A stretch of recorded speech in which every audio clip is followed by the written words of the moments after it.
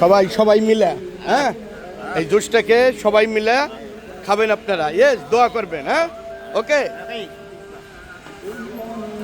Juice juice.